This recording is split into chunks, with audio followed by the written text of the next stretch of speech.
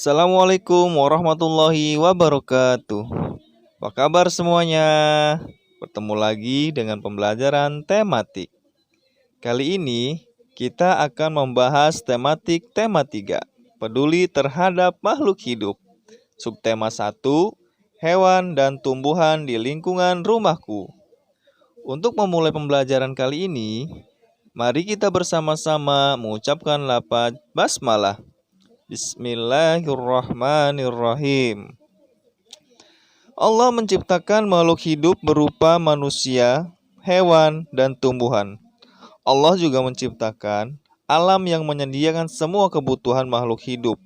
Manusia adalah makhluk hidup paling sempurna yang diciptakan Allah karena diberi akal dan kebijaksanaan. Menurut kalian, bagaimana sebaiknya manusia menggunakan akal dan kebijaksanaannya bagi lingkungan hidup di sekitarnya? Di lingkungan tempat tinggal kita, sudah pasti ada tanaman yang tumbuh dan harus kita jaga. Kenapa? Karena tumbuhan adalah makhluk hidup yang butuh perawatan dan kasih sayang dari kita. Adapun cara merawat tanaman antara lain: 1. Menyiram tumbuhan secara teratur. 2. Membersihkan rumput liar di sekitar tanaman. 3. Memotong dahan yang mengering. 4. Memberi pupuk secara teratur. Dan yang kelima, membasmi hama pengganggu. Jika kamu mampu merawat tanaman dengan baik, berarti kamu sudah melaksanakan hak dan kewajiban terhadap tumbuhan yang ada di sekitarmu. Dengan kata lain, kamu telah mengamalkan Pancasila yang kedua, yaitu kemanusiaan yang adil dan beradab.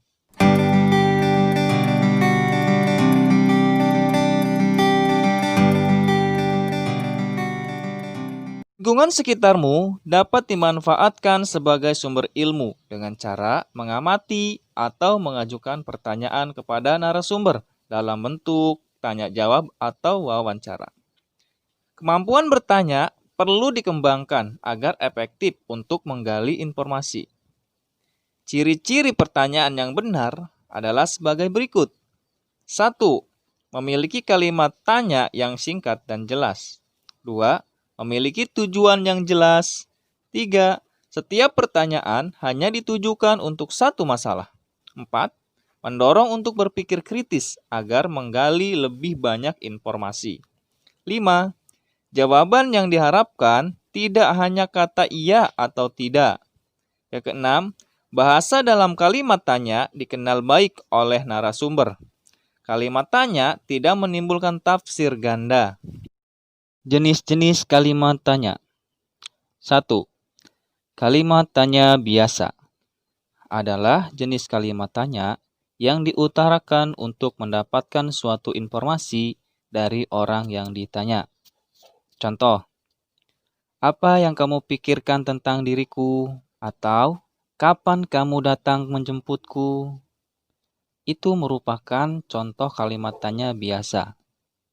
Yang kedua, kalimat tanya konfirmasi adalah kalimat tanya yang membutuhkan respon berupa konfirmasi, ya atau tidak, pada orang yang ditanya.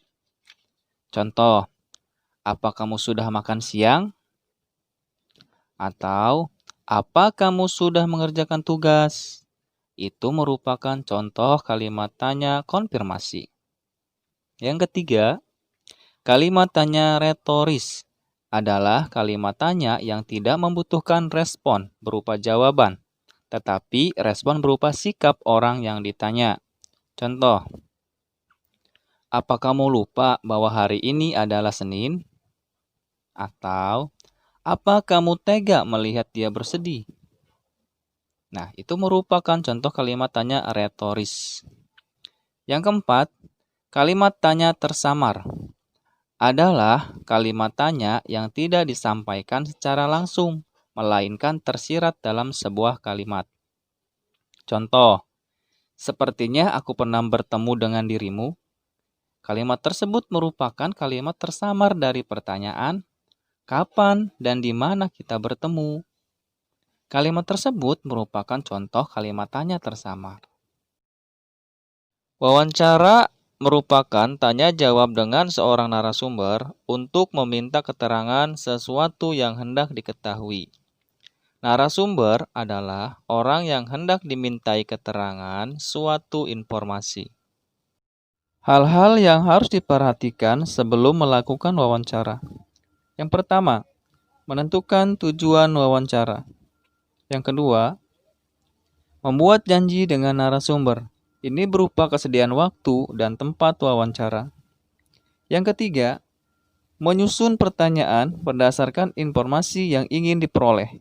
Yang keempat, menyiapkan alat-alat wawancara seperti pulpen, kertas, dan alat perekam. Yang kelima, catatlah informasi penting yang disampaikan oleh narasumber. Dan yang keenam, membuat laporan dengan bahasa yang baik dan benar.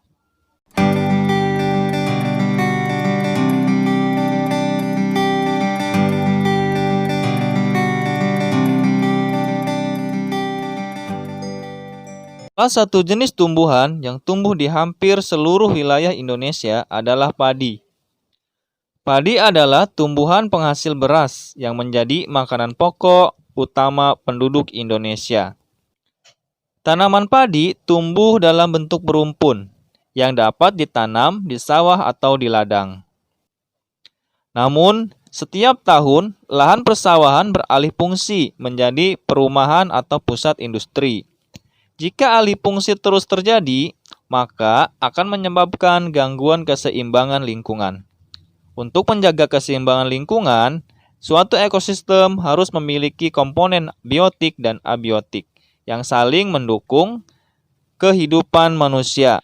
Contohnya, lahan persawahan memberikan kehidupan kepada manusia dengan menyediakan bahan pangan, yaitu berupa padi atau beras.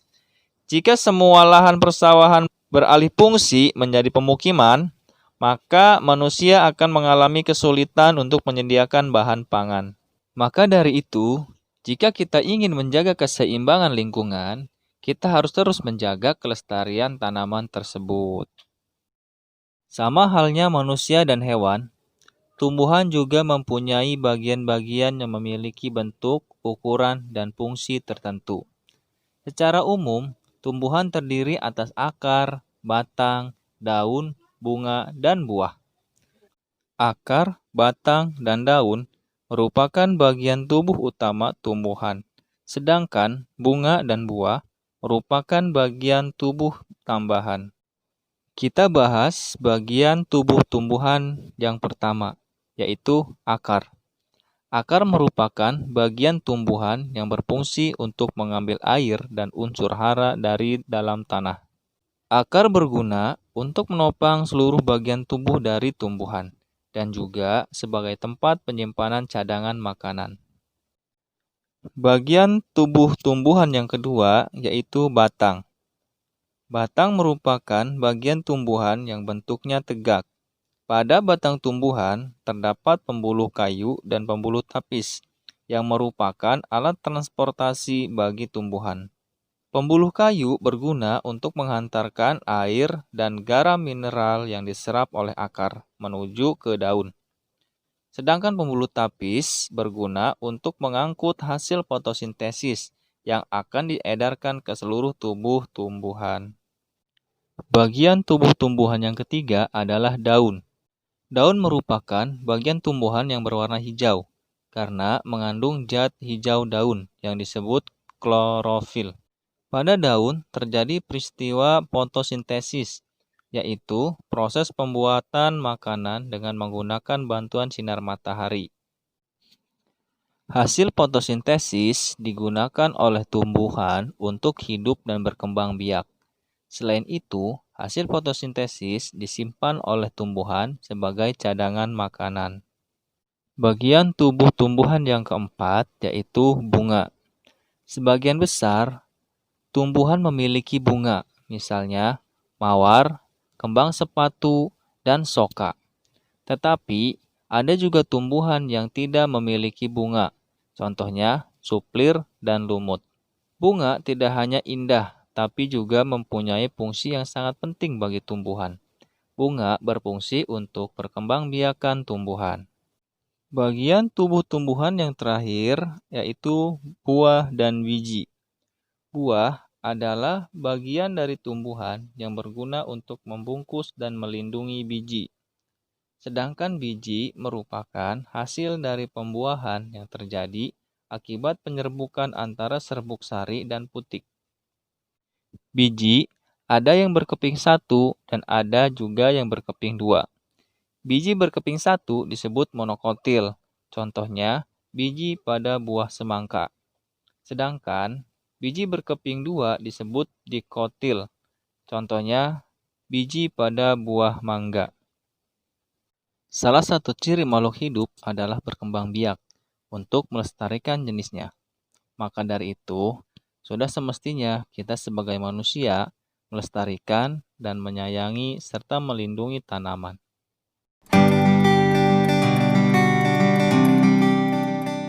Terima kasih telah menyimak video pembelajaran kali ini. Sampai jumpa di video pembelajaran berikutnya.